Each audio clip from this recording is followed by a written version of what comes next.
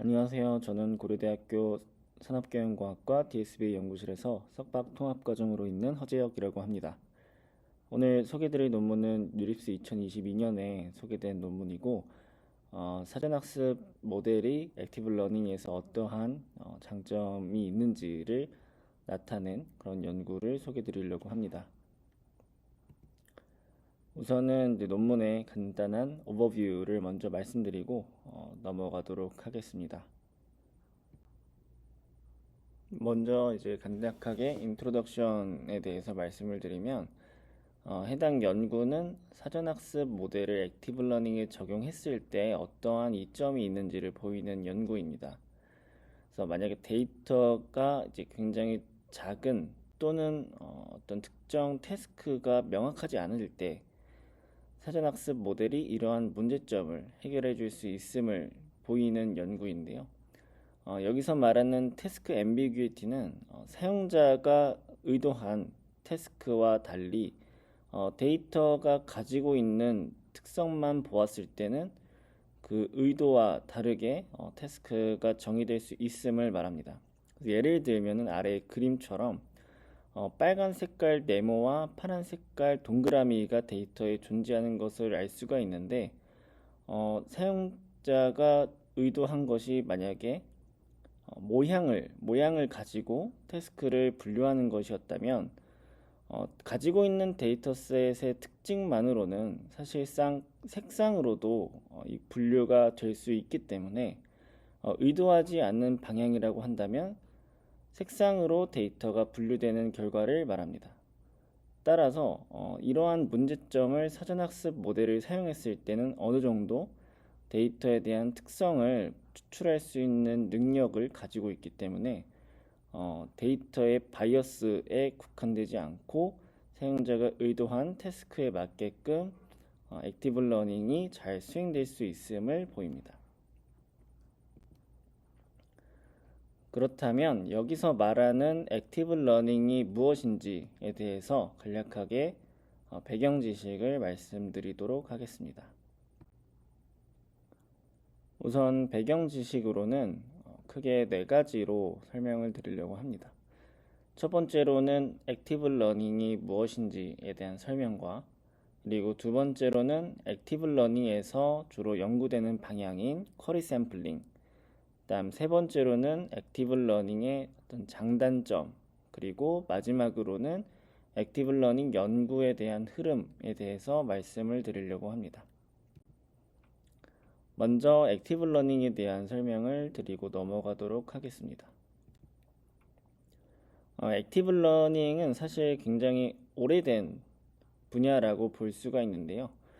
현재는 액티브 러닝이라고 이제 많이 불리지만 액티브 러닝이 아닌 쿼리 러닝 또는 옵티멀 익스페리먼트 디자인이라고도 불립니다.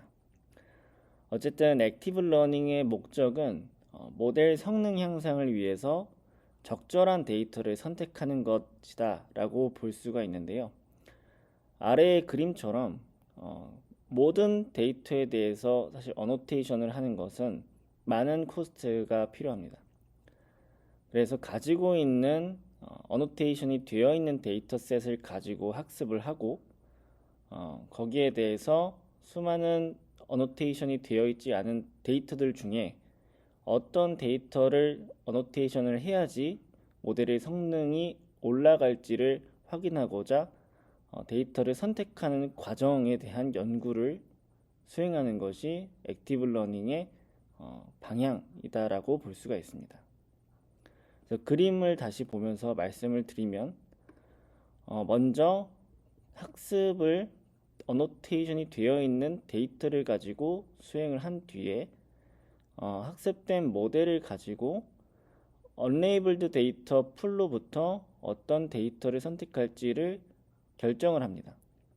그럼 결정된 데이터셋에 대해 휴먼 어노테이터가 이제 거기에 대해서 어노테이션을 수행하고 어노테이션이 된 데이터를 다시 학습 데이터에 추가한 뒤에 이 데이터를 가지고 모델이 또 학습을 하는 이러한 순환 과정으로 구성되어 있는 것이 액티브 러닝입니다. 액티브 러닝의 시나리오가 이제 크게 세 가지로 볼 수가 있는데요. 2009년에 이제 나왔었던 액티브 러닝 리터레처 서베이라는 페이퍼에서는 크게 멤버십 쿼리 신테시스 그리고 스트림 베이스드 셀렉티브 샘플링 마지막으로 풀 베이스드 샘플링에 대해 세 가지로 나누어 설명을 합니다. 가장 먼저 멤버십 쿼리 신테시스는 unlabeled 인스턴스 뿐만 아니라 새로운 쿼리를 생성해서 레이블링을 수행하기도 하는 방법을 말합니다. 하지만 이때 있었던 문제점이 생성된 인스턴스가 어노테이션을 수행하기에 굉장히 애매하게 생긴 경우가 많기 때문에 좋은 방법이 아니게 되고 이후에 이러한 한계점들을 다른 방향으로 나아가고자 이제 스트림 베이스드 셀렉티브 샘플링 방식이 또 적용되게 됩니다. 이 방법은 단일 인스턴스 단위로 레이블을 수행할지 하지 않을지를 결정하는 방법입니다. 그래서 데이터가 새롭게 계속 들어온다라고 가정을 했을 때 하나의 데이터에 대해서 이 데이터가 어노테이션이 필요할지 말지를 결정하는 그런 방식이라고 볼 수가 있습니다. 마지막은 이제 풀 베이스드 샘플링인데요. 풀 베이스드 샘플링에서의 풀은 레이블이 달려있지 않은 인스턴스들에 대한 집합을 말합니다. 그리고 여기서부터 레이블을 수행한 인스턴스를 사용자가 정의한 개수만큼 선택해서 어노테이션을 수행합니다. 사실상 이제 최근에 이제 딥러닝이 많이 발전이 되면서 이러한 스트림 베이스드 셀렉티브 샘플링은 단일 인스턴스 단위로 어노테이션을 추가하기 때문에 딥러닝에 대해서 단일 인스턴스는 큰 영향을 그렇게 가지지 않습니다. 따라서 현재는 많은 방법들이 풀 베이스 샘플링 방식으로 연구가 되고 있습니다. 액티브 러닝의 이제 예시로서 간략하게 그림을 통해서 말씀을 드리면 우선 가장 왼쪽에 두 가지 클래스를 갖는 400개의 인스턴스가 이렇게 시각화되어 있는 것을 볼 수가 있습니다. 이때 각 샘플을 이제 랜덤하게 뽑아서 로지스틱 리그레션을 수행하게 되면은 아래에 있는 B처럼 실제 집단의 경계면이 아닌 좀 다른 방향으로 경계면이 구성되어 있는 것을 볼 수가 있습니다. 하지만 여기서 A에서의 이 경계 분류면으로 uncertainty가 높은 샘플들만 가지고 로지스틱 리그레션을 수행하게 되면은 실제 모집단에서의 경계 분류면과 비슷한 디시전 바운더리가 나타나 있는 것을 볼 수가 있습니다.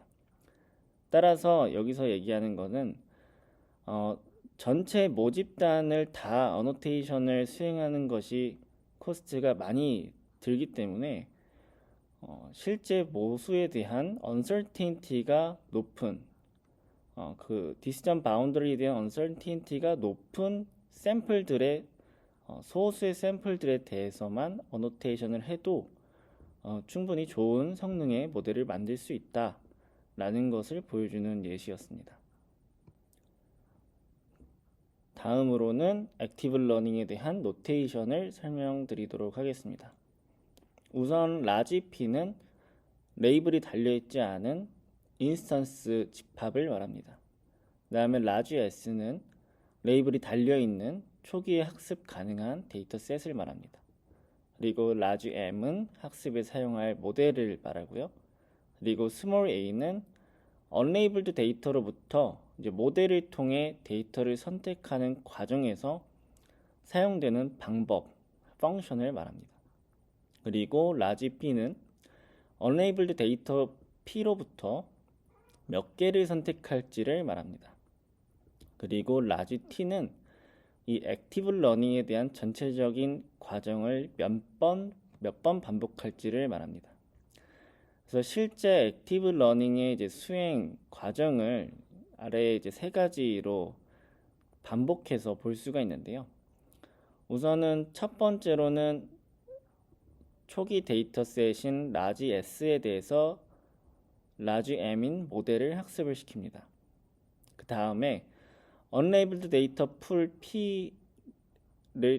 P에 대해서 이제 학습된 모델을 가지고 쿼리 샘플링을 사용하여 라지 B개만큼 어노테이션을 수행할 데이터 포인트를 선택을 합니다.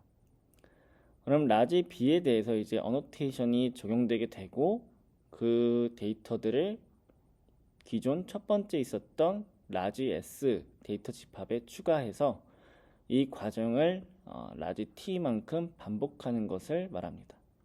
그래서 오른쪽 그림을 통해서 보시면 uncertainty 기반의 샘플링 방법인 이 빨간 색깔 선과 랜덤하게 그냥 뽑아서 어노테이션을 수행하는 이 보라 색깔 선을 볼 수가 있습니다. 그래서 첫 번째 이제 시작점은 두 개의 방법에 대한 성능이 당연히 똑같겠죠. 동일한 데이터셋인 라지 S를 가지고 모델을 학습했기 때문에 성능이 동일한 것을 알 수가 있습니다. 하지만 이 이터레이션이 반복됨에 따라서 선택되는 쿼리의 수가 늘어남에 따라 이 어큐러시에 대한 값이 uncertainty 샘플링을 사용했을 때 무작위로 선택하는 것보다 조금 더 높게 잘 학습에 적용된 것을 볼 수가 있습니다. 그 다음은 이제 액티브 러닝의 이제 방법인 쿼리 샘플링이 어떠한 갈래로 있는지 말씀을 드리도록 하겠습니다. 우선은 쿼리 샘플링이라고 한다면 또는 쿼리 스트레치라고도 얘기를 합니다. 그래서 크게 세 가지로 나누어 볼 수가 있는데요. 첫 번째는 아까 전 예시에서도 말씀드렸었던 uncertainty based 방법이 있고, 두 번째는 representative 또는 diversity based 방법이 있습니다. 그리고 마지막으로는 이제 이 두 가지를 같이 활용하는 하이브리드 또는 컴바인드 방법이 있습니다. 그래서 크게 세 가지 갈래로 연구가 되고 있고요. 우선은 uncertainty based 샘플링에 대해서 어떤 방법이 대표적으로 있는지를 말씀드리겠습니다. 대표적인 방법으로는 리스트 컨피던스랑 마진 샘플링 그리고 엔트로피가 있습니다. 리스트 컨피던스부터 말씀을 드리면 이제 학습된 모델이 unlabeled 데이터에 대해서 각 클래스에 대한 로짓을 뽑을 때 클래스마다 로짓이 존재하면 가장 큰 로짓을 갖는 컨피던스를 갖는 클래스의 probability를 구합니다. 그리고 여기서의 i가 이제 unlabeled instance에 대한 인덱스인데요. 전체 unlabeled instance에 대해서 가장 큰 클래스의 컨피던스 값을 선택하고 그 중에서 저희가 특정 개수만큼 데이터를 고른다라고 말씀드렸잖아요. 고를 때는 가장 컨피던스가 그 중에 낮은 데이터 포인트를 선택하게 됩니다.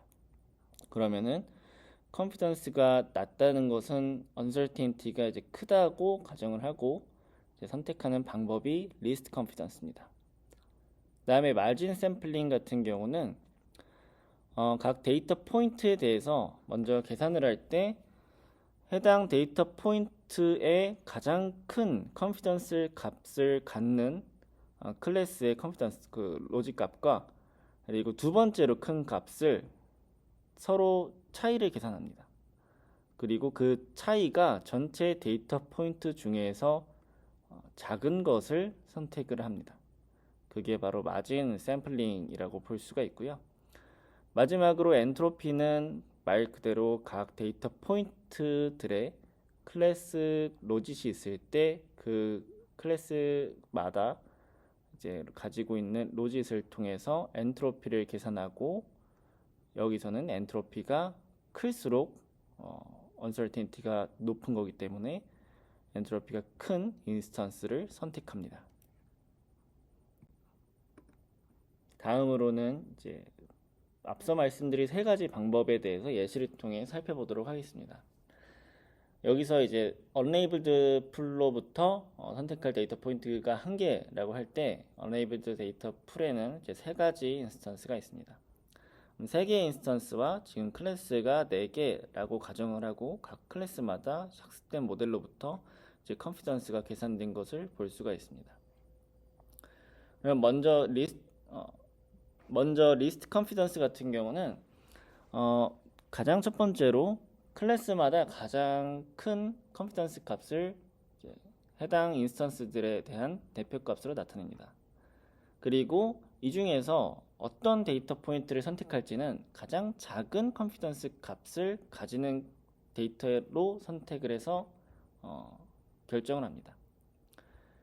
해당 방법이 이제 리스트 컨피던스에 대한 방법이고요. 그리고 두 번째로 엔트로피 같은 경우는 아래 있는 식대로 각 클래스마다 있는 값을 통해 엔트로피를 계산하고 엔트로피가 가장 큰 인스턴스를 선택하는 방법입니다. 마지막으로 마진 샘플링 같은 경우는 가장 큰 클래스의 이제 컨피던스와 두 번째로 큰 클래스의 컨피던스의 차이를 구해서 그 값이 가장 작은 인스턴스를 구하는 방법입니다. 그래서 세 가지 uncertainty 방법을 가지고 비교를 했을 때 0번째 이제 인덱스를 가지고 있는 unlabeled 데이터가 선택된 것을 볼 수가 있습니다. 그 다음 이제 두 번째 갈래였던 representation 또는 diversity 기반의 샘플링 방법입니다. 해당 방법은 데이터의 이제 말 그대로 분포와 다양성을 고려해서 샘플링하는 방법입니다. 대표적인 방법으로 이제 소개드릴 두 가지는 Variational Autoencoder를 활용하는 VAL, 그 다음에 두 번째는 CoreSet이 있습니다. 먼저 VAL에 대해서 설명을 드리면 아래에 있는 그림을 보시면 알 수 있다시피 제너레이터와 그리고 디스크리미네이터가 존재하는 것을 볼 수 있습니다. 그래서 크게 이제 두 가지로 나누어 볼 수가 있는데 여기서의 태스크 러너는 이제 모델이 레이블드 데이터에 대해서 학습하는 과정을 말하고 언레이블드 데이터에 대해서 이제 데이터 포인트들을 선택할 때 이러한 제너레이터와 디스크리미네이터를 활용한 방식을 통해 데이터 포인트를 선택하게 됩니다. 그래서 해당 방법을 간략하게 그림으로 말씀을 드리면 학습된 이제 모델을 학습하기 위해서 레이블드 데이터셋과 언레이블드 데이터셋을 가지고 리컨스트럭션 로스를 통해 먼저 생성을 해줍니다. 이런 식으로 이제 제너레이터를 먼저 생성을 해주고 디스크리미네이터 같은 경우는 이 제너레이터의 인코더를 통해서 계산된 레이턴트 베리어블 값을 가지고 해당 데이터가 레이블드인지 또는 언레이블드인지 이제 분류하도록 합니다. 그래서 이 값을 통해서 학습이 끝나고 난 뒤에 언레이블 데이터셋을 넣고 해당 데이터에 대한 컨피던스를 기준으로 솔팅을 해서 사전에 정의한 개수만큼 데이터 포인트를 선택하여 어노테이션을 수행하게 됩니다.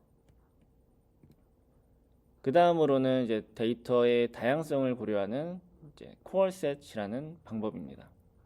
코어셋은 데이터를 모두 커버할 수 있는 가장 작은 거리인 델타를 갖는 K개의 점을 찾는 것을 말합니다. 여기서 이제 K개는 이제 액티브 러닝에서 치면은 사전에 정의한 쿼리 수, 어노테이션을 수행할 데이터 포인트 수라고 볼 수가 있습니다. 근데 이 코어셋은 이제 보통 K-센터 프로블럼을 이제 접근한 그런 알고리즘이다라고 볼 수가 있는데 실제로 이제 최적의 이제 델타 값을 구하기 위해서는 이제 NP 하드 문제가 있다고 합니다. 따라서 이 K-센터 그리디 알고리즘과 그리고 믹스드 인티저 프로그래밍을 같이 활용해서 계산하는 게 코어셋의 방법입니다. 그래서 여기서 이제 예시로 한 번 더 설명을 드릴 텐데요. 예시에서는 간략하게 이 믹스드 인티저 프로그래밍까지가 아닌 K-센터 그리디 알고리즘이 어떻게 적용되는지만 소개를 드리도록 하겠습니다. 그래서 우선은 이제 사용자가 이제 선택하기로 정의한 쿼리의 개수가 2개라고 했을 때 파란 색깔 점은 unlabeled 데이터 포인트를 말하고 빨간 색깔 점은 label 데이터 포인트를 말합니다. 그래서 우선 각 unlabeled 데이터 포인트에 대해 가장 가까운 labeled 인스턴스와의 거리를 계산을 하게 됩니다. 그러면 지금 앞에 있는 그림처럼 이제 거리가 계산되어 있는 것을 볼 수가 있고, 이 다음으로는 이 중에서 가장 먼 거리에 있는 인스턴스를 선택하여 해당 인스턴스를 이제 레이블할 데이터 포인트로 가정을 합니다. 그 다음으로는 다시 unlabeled 데이터 인스턴스들에 대해서 전체 이 labeled 인스턴스 중에 가장 가까운 인스턴스들에 대한 거리를 계산해 주게 됩니다. 그럼 이렇게 계산된 거리로부터 다시 한번 가장 멀리 있는 거리에 대한 인스턴스를 선택하여 해당 인스턴스를 레이블할 데이터 포인트로 지정하게 됩니다. 그래서 이런 식으로 사용자가 정의한 쿼리 수만큼 데이터의 다양성을 고려하여 선택하는 것이 K-센터 그리디 알고리즘이고, 여기서의 델타 값을 조금 더 최적화하게 하기 위해서 적용하는 것이 이제 이 MIP라고 볼 수가 있습니다. 다음으로는 이제 액티브 러닝에 대한 이제 프레임워크인데요. 지금까지 이제 가장 많이 사용되는 프레임워크로는 2가지가 있는 것 같습니다. 첫 번째는 큐어랩에서 공개한 Deep Active Learning이라는 프레임워크가 있고, 두 번째는 이제 아래에 이제 달려 있는 이 레퍼런스에서 공개한 Deep AL Plus라는 프레임워크가 있습니다. 그리고 마지막은 이제 저희 연구실에서 산학 과제를 통해 이제 액티브 러닝에 대해서 구성하고 있는 이제 프레임워크이고요. 아직 공개는 아니지만 조금 더 이제 방법론과 기존 프레임워크와의 차별점을 둬서 열심히 만들고 있습니다. 좀 차별점이라고 한다면 2가지 프레임워크는 이제 벤치마크를 대상으로 연구를 위해서만 이제 적용되는 그런 프레임워크라고 볼 수가 있고, 저희는 이제 실제로 사용자가 사용한다는 환경에 맞게 어노테이션을 위한 이제 GUI랑 같이 이제 구성되어 있는 프레임워크다라고 볼 수가 있습니다.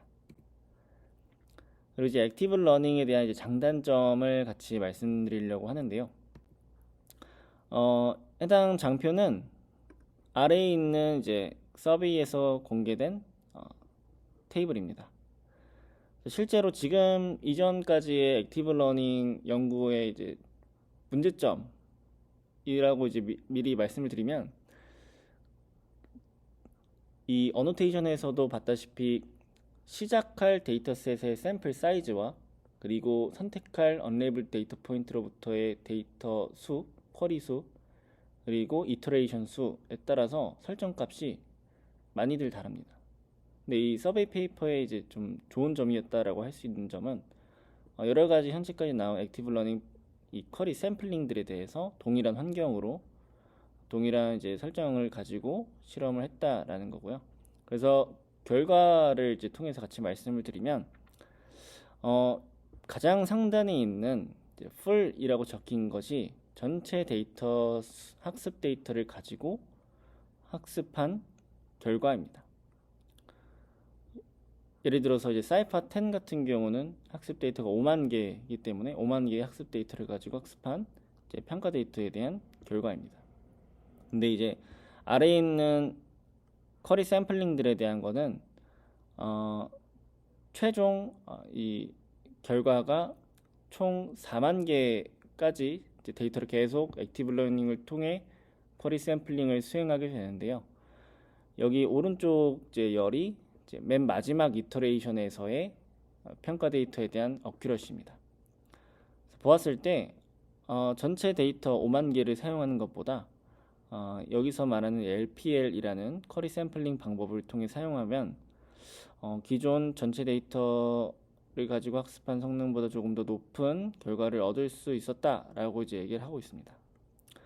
그래서 뭐 이러한 점도 액티브 러닝의 장점이지 않을까 이렇게 볼 수가 있고, 그리고 실제로 이렇게 성능이 더 잘 나왔다라는 것은 저희가 사실상 5만 개만큼 어노테이션을 수행하는 것보다 조금 더 적은 코스트가 들었다라고 볼 수가 있습니다. 그 다음으로 이제 단점이라고 한다면 어떻게 보면 이건 약간 저의 개인적인 생각이 같이 포함되어 있는 것도 없지 않아 있는데요. 첫 번째는 학습을 위해서 매번 어노테이션을 요청해야 된다라는 점입니다. 여기에 대해서 그냥 간략하게 비유를 통해 이제 보여드리자면은 기존에 이제 사이파 10을 가정해서 보면은 이제 5만 개의 데이터를 학습하기 위해서 5만 개의 어노테이션을 수행을 했어야 됐죠.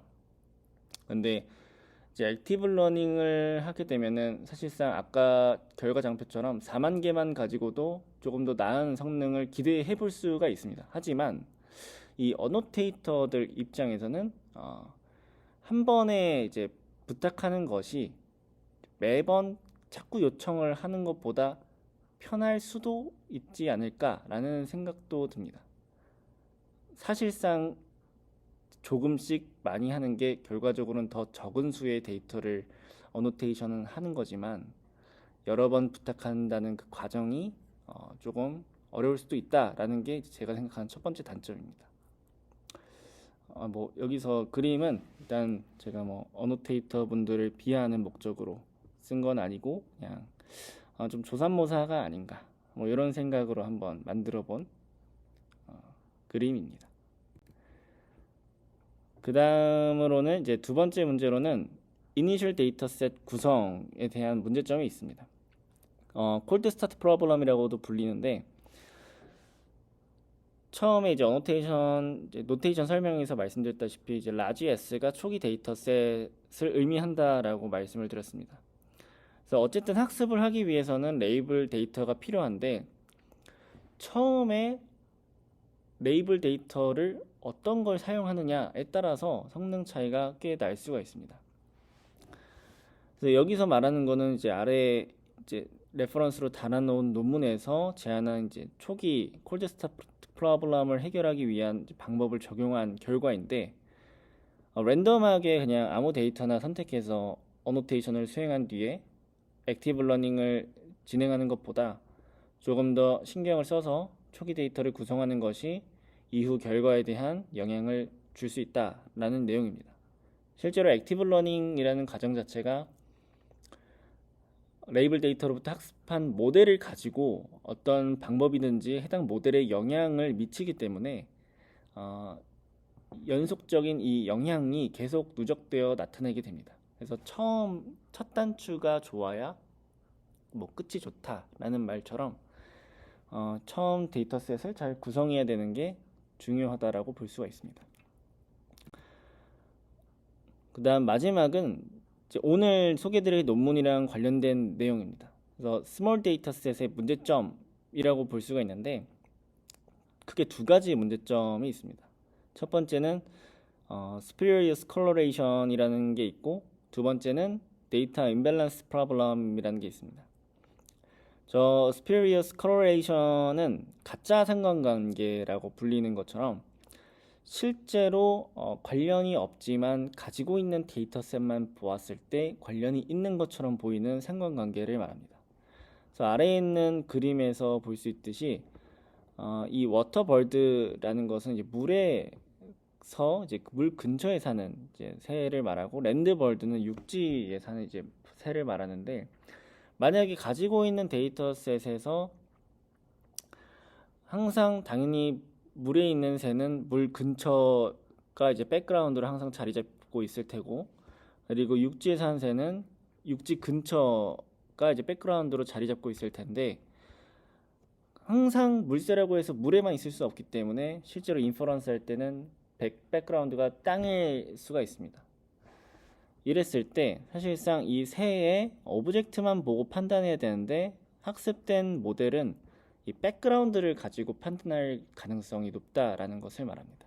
그래서 이런 문제점이 있고, 뭐 데이터 임밸런스 같은 경우는 스몰 데이터셋 같은 경우에는 조금 더 바이어스가 크기 때문에 소수 마이너리티 클래스에 대한 이제 영향력이 작아지는 그런 문제점이 있습니다. 그래서 지금 이제 액티브 러닝에 대한 이제 여러 가지 개념과 장단점을 말씀드렸는데 현재 액티브 러닝에 대한 연구 방향을 간략하게 세 가지 정도로 요약해서 말씀드리면 첫 번째는 uncertainty와 이제 diversity를 따로 고려해서 하는 게 아니라 같이 고려한 쿼리 샘플링 방법이 주로 많이 연구가 되고 있는 것 같습니다. 두 번째는 문제점 중에 이제 두 번째로 언급드렸었던 콜드 스타트 프로블럼입니다. 그래서 이전까지의 연구들은 사실 이 문제에 대해서 그렇게 크게 민감하게 다루진 않았는데 최근에 한 2020년도 논문을 기준으로 좀 이후에 계속 연구들을 보면은 이 초기 데이터 설정에 대해서 같이 신경을 쓰면서 연구를 이제 하는 것을 볼 수가 있습니다. 그래서 마냥 이 콜드 스타트 프로블럼을 위해서 이제 연구가 진행되기보다는 제한 방법과 함께 거기서 적용한 이 초기 데이터셋을 어떻게 구성했는지도 같이 설명하는 방향으로 다루고 있습니다. 콜드 스타트 프로블럼을 이제 풀기 위한 방법으로는 가장 크게 이제 K-센터 알고리즘을 적용하는 방법도 있고, 그다음에 이제 타스크를 이제 정의해서 unlabeled 데이터셋에 대한 기준을 나누고 그 기준을 가지고 초기 데이터셋을 설정하는 그런 방법도 있습니다. 그다음에 세 번째가 스몰 데이터셋에서의 문제점인데 오늘 이제 소개해드릴 논문의 사전학습 모델이 이 문제점을 해결할 수 있는 요소라고 볼 수가 있습니다. 그러면 이제 약간 서두가 좀 길었지만 본격적으로 본 논문에 대해서 소개를 드리도록 하겠습니다. 우선 모티베이션에 대해서 말씀드리면 데이터 수가 적은 상황에서는 사용자가 정의한 여기서 말하는 intended task로 모델이 학습되기를 기대하는 게 조금 어려울 수가 있다라는 것이 여기서 말하는 모티베이션입니다. 그래서 이러한 문제점을 이제 해결을 해야 되는데 해결할 수 있는 방법 중에 하나로 가장 쉬운 방법이 사전학습 모델을 활용하는 것이다 라고 볼 수가 있습니다. 우선은 이 사전학습 모델을 통해서 적은 데이터셋에서 이러한 문제점이 있을 때 사전학습 모델이 어떻게 잘 적용이 되고 있는가를 확인하기 위해서는 기존의 벤치마크 데이터셋이 아니라 조금 그 상황을 고려한 데이터셋이 필요합니다. 그래서 여기서는 이제 크게 두 가지에 대한 내용과 각각 두 개의 데이터셋에 대해서 구성을 하여 실험을 진행을 합니다. 첫 번째로는 이제 distinguishing causal from spurious features라고 볼 수가 있는데 처음 이제 백그라운드에서 설명드렸다시피 스몰 데이터셋에서 발생할 수 있는 가짜 상관관계 문제를 확인하고자 워터벌드라는 벤치마크 데이터셋이 있는데 이 데이터셋을 이제 조금 이 상황에 맞춰서 사용한 것이 있고 트리펄슨이라고 이제 이 논문에서의 실험을 위해 구성된 또 데이터셋이 존재합니다. 그 다음으로 이제 measuring robustness to distribution shift라는 부분은 데이터에 대한 디스트리뷰션이 이제 바뀌었을 때 이 사전학습 모델을 사용하면 얼마나 좀 더 로버스트한 결과가 나올 수 있는가 액티브 러닝 상황에서의 결과를 확인하고자 이제 iWildCam이라는 CCTV를 통해서 야생 동물들을 촬영한 그런 데이터셋이 있고 이제 아마존 리뷰 데이터에 대한 또 데이터셋을 구성해서 이미지뿐만 아니라 이제 텍스트에서도 같이 실험을 진행합니다. 근데 여기 제가 세미나 장표에서는 그냥 이제 좀 이미지만을 다루기 위해서 아마존 데이터셋에 대해서는 실험 결과를 올리진 않았지만 기존 결과와 다른 데이터셋과 동일한 결과를 나타내고 있기 때문에 혹시나 궁금하신 분들은 이제 논문에서 같이 참고하시면 좋을 것 같습니다. 먼저 이제 워터벌드 데이터셋에 대해서 설명을 드리도록 하겠습니다. 이 워터벌드 데이터셋은 워터벌드와 랜드벌드를 분류하기 위한 데이터셋입니다. 칼텍에서 수집한 200개 종이 있는 새 데이터셋과 그리고 배경이 있는 이제 플레이스 데이터셋을 활용해서 두 데이터셋을 합성하여 이제 디스트리뷰션 시프트가 있는지를 확인하기 위한 데이터셋이라고 볼 수가 있습니다. 그래서 해당 데이터셋 비율에 대해서 이제 말씀을 드려야 되는데요. 먼저 학습 데이터셋을 보시면은 이 두 가지 클래스가 이제 우선 랜드벌드는 77%, 워터벌드는 23%로 이제 존재하는 것을 볼 수가 있습니다.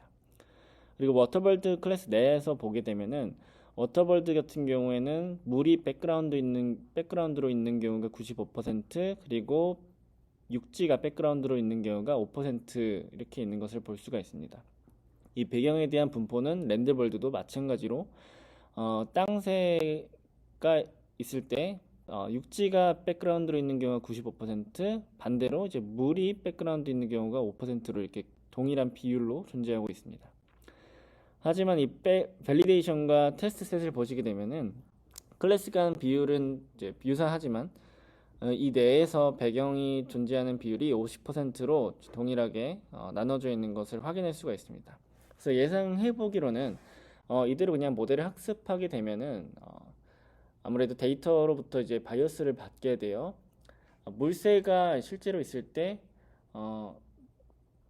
땅이 백그라운드라고 한다면 학습된 모델은 이제 학습 데이터의 바이어스 때문에 땅이 백그라운드로 있어서 해당 이미지를 물새가 아닌 랜드벌드, 땅새로 예측할 가능성이 높게 됩니다.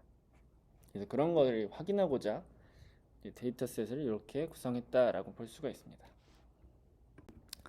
실제 데이터셋을 한번 확인을 해봤는데요. 저도 제가 직접 실험을 해봤던 적이 없던 데이터셋이라서 궁금해서 한번 확인을 해봤습니다. 왼쪽을 보시면 해당 새는 이제 육지에 사는 이제 랜드벌드라고 볼 수가 있고, 뒤쪽에는 물이 아닌 땅이 배경으로 있습니다.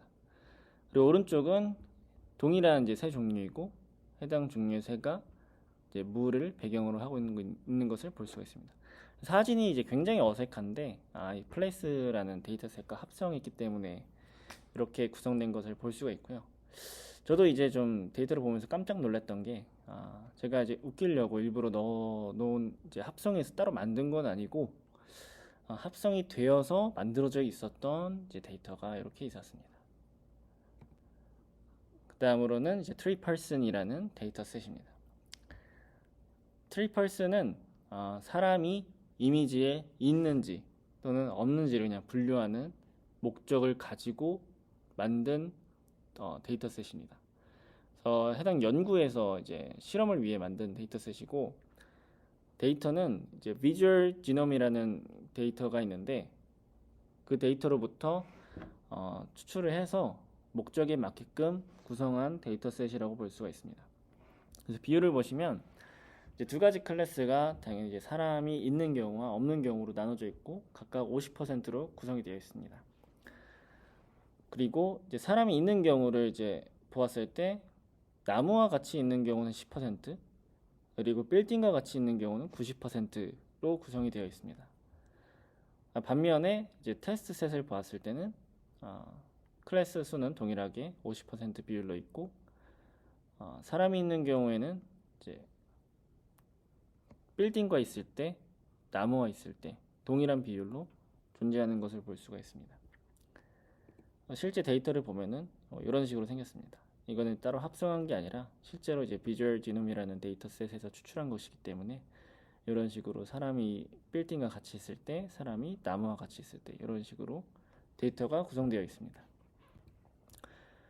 그 다음에 이제 디스트리뷰션 시프트가 있는 상황에서 로버스니스를 확인하기 위한 데이터셋으로 iWildCam 2020이라는 데이터셋이 있는데요. 해당 데이터는 동물 종에 대한 분류를 위해서 야생에 설치한 카메라로 수집된 데이터입니다. 실제로 이제 Fine Grained Visual Categorization이라는 이제 많이 열리는 컴피티션에 사용된 데이터셋이기도 하고, 이 데이터셋을 보시면은 학습 데이터에서 수집되지 않은 로케이션에 대한 정보가 테스트 셋에 따로 존재하기도 합니다. 그래서 실제 학습 때 없었던 로케이션이 테스트 셋에 있기 때문에 이 로케이션에 대한 정보를 디스트리뷰션 시프트 상황으로 보고 결과를 예측해보는 그런 데이터셋이라고 볼 수가 있습니다. 그리고 해당 데이터의 특징이라고 한다면 야생에 설치한 카메라이기 때문에 사실 그 카메라가 찍은 영상 내에 동물이 없는 경우가 훨씬 많습니다. 그래서 클래스 0 같은 경우는 동물이 없는 경우를 말하기 때문에 다른 클래스에 비해 조금 더 많은 분포를 가지고 있는 클래스입니다. 데이터를 보시면은 이제 학습 데이터에 로케이션 1, 2, 245 이렇게 볼 수가 있고 동일한 로케이션이 테스트 셋에도 있는 경우에는 이제 인디스트리뷰션 상황이라고 보고 없는 경우에는 이런 식으로 아웃 오브 디스트리뷰션 상황으로 볼 수가 있습니다. 그래서 이제 실험 결과에 대해서 같이 살펴보도록 할 건데요. 먼저 두 가지 쿼리 샘플링을 기준으로 사전학습 모델을 사용했을 때 데이터셋마다 이 성능 차이를 비교해 보도록 하겠습니다. 여기서 사용한 이제 사전학습 모델은 빅 트랜스퍼 모델입니다. 레지넷 V2를 기반으로 이제 이미지넷 1K가 아닌 조금 더 많은 클래스 전체 이미지넷 데이터셋인 이미지넷 21K 데이터로 사전학습된 모델이 이제 BITM이라고 불리고 있고요. 이 모델을 가지고 실험한 결과입니다. 여기서 말한 mismatched accuracy는 spurious correlation에 해당하는 이미지에 대한 정확도를 말합니다. 그리고 결과를 보시면은 uncertainty 이제 샘플링을 사용하는 경우가 이 주황 색깔 선인데 uncertainty 샘플링을 사용하는 경우에 이 랜덤 샘플링을 사용한 것보다 조금 더 적은 데이터만을 가지고도 이만큼의 성능을 가질 수가 있고 데이터셋을 눌리면 훨씬 더 좋은 성능을 나타낼 수 있다라고 얘기를 합니다. 그리고 이 미스매치드 어큐러시 상황에서도 훨씬 더 좋은 결과를 보이고 있는데 저의 개인적인 의견으로는 사실 사전학습 모델에 대한 이제 성능을 보는 것이기 때문에 이 실험 결과에 사전학습 되지 않은 모델의 성능도 같이 uncertainty 샘플링을 기준으로 보여줬으면 어땠을까 하는 생각도 들긴 했습니다. 다음으로는 이제 iWildCam 2020 데이터셋에 대해서 한 결과인데요.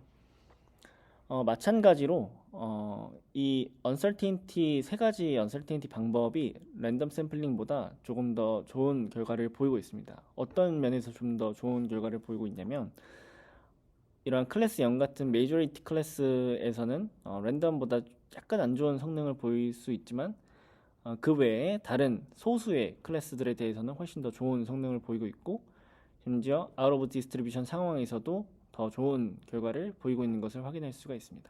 그래서 전체적인 결과를 보았을 때는 인디스트리뷰션 상황에서 또는 아웃 오브 디스트리뷰션 상황에서 랜덤보다 좀 더 좋은 결과를 보이고 있는 것을 알 수가 있습니다. 그 다음으로는 이제 각 클래스와 이 백그라운드 조합에 따라서 데이터가 어떻게 수집되었는지를 각 샘플링 방법마다 비교한 결과입니다. 그래서 회색깔을 보시면 실제 학습 데이터에 존재하는 데이터에 대한 비율로 볼 수가 있는데요. 랜덤 샘플링 같은 경우는 실제 회색깔과 비슷하게 데이터를 계속 유사한 레이쇼로 수집해 나가는 것을 볼 수가 있습니다. 하지만 uncertainty 같은 경우는 이 백그라운드에 대한 이제 영향보다 오브젝트 자체에 이제 영향을 더 많이 받아서 데이터를 잘 수집해 나가는 것을 볼 수가 있습니다. 그래서 트리펄슨에서도 유사한 결과를 보이고 있고 이러한 결과가 사전학습 모델을 사용해야 했을 때 uncertainty를 사용하면 조금 더 사용자가 의도한 태스크에 맞춰서 액티브 러닝을 수행할 수 있다라는 이제 내용으로 같이 나온 결과입니다. 그 다음으로는 이제 사전학습 모델을 사용한 경우와 사용하지 않았을 때에 대한 각 이제 샘플링 과정을 또 소개한 결과인데요.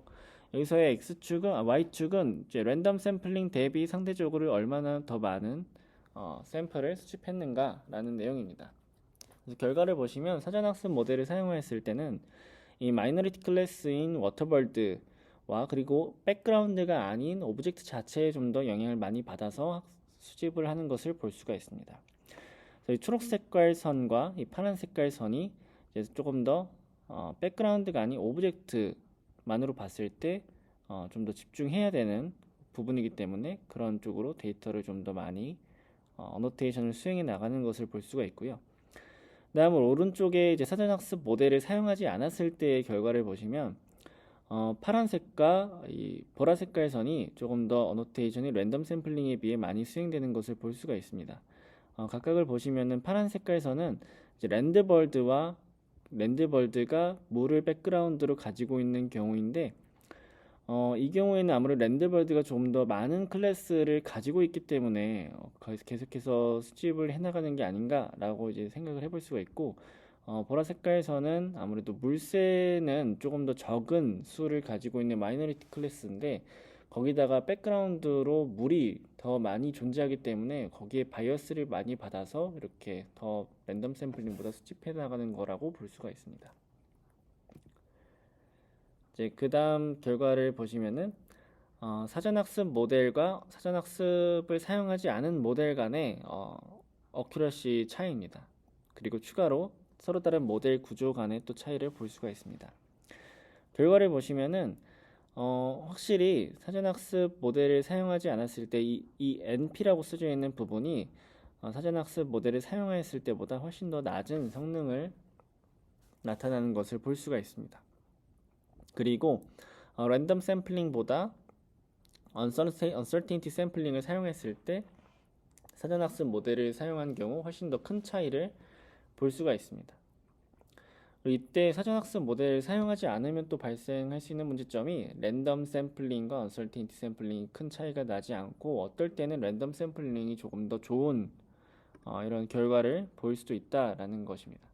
그래서 안 좋은 결과를 나타낼 수 있다라는 게 이런 면에서 이제 볼 수가 있는 내용입니다.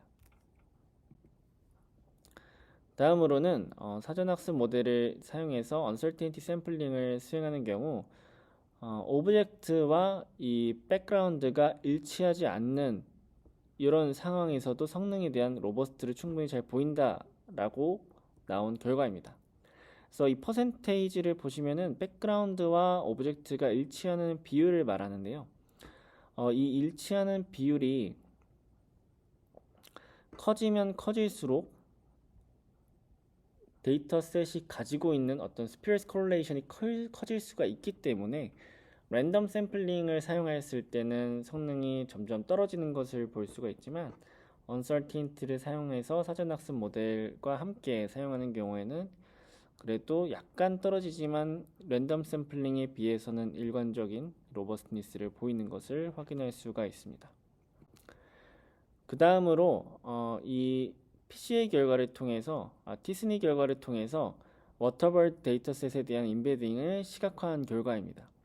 사전학습 모델의 경우는 사전학습을 수행하지 않은 오른쪽의 그림보다 이 두 가지 클래스인 워터벌드와 랜드벌드 간의 임베딩이 어느 정도 리니어하게 이렇게 나누어져 있는 것을 볼 수가 있습니다.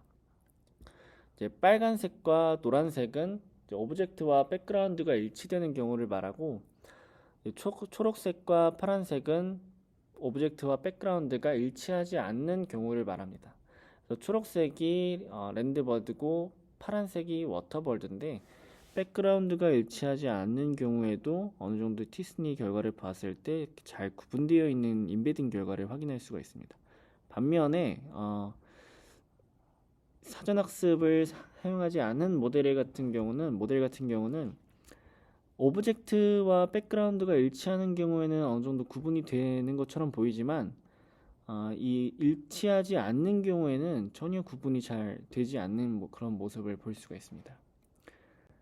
그래서 우선 여기까지가 이제 사전학습 모델을 사용했을 때 액티브 러닝에서 어떠한 문제점과 장점이 될 수 있는지 문제점을 해결하고 장점이 될 수 있는지를 설명드린 그런 논문에 대한 소개였습니다. 결과를 이제 간단하게 다시 한번 결론을 리마인드 하자면 사전학습 모델을 액티브 러닝에 적용하면 어떤 이점을 가질 수 있는지 보이는 연구였다라고 볼 수가 있고요. 그리고 사전학습 모델이 태스크 앰비규이티를 해결할 수 있음을 액티브 러닝을 가지고 이제 확인한 실험 결과가 있었습니다. 마지막으로 태스크 앰비규이티 상황에서 사전학습 모델을 사용하지 않는 경우에 잘못된 방향으로 샘플링이 수행될 수 있음을 보였었던 그런 논문이었습니다. 그래서 이제 액티브 러닝에 대한 좀 전반적인 백그라운드와 연구 흐름, 그리고 액티브 러닝에서 사전학습 모델을 사용했을 때 어떤 장점에 대해서 이제 오늘 살펴볼 수 있었던 시간을 가졌습니다. 네, 그래서 긴 시간 들어주셔서 감사드리고요. 그리고 궁금하신 점이 있으시다면 댓글로 남겨주시면 감사드리겠습니다. 감사합니다.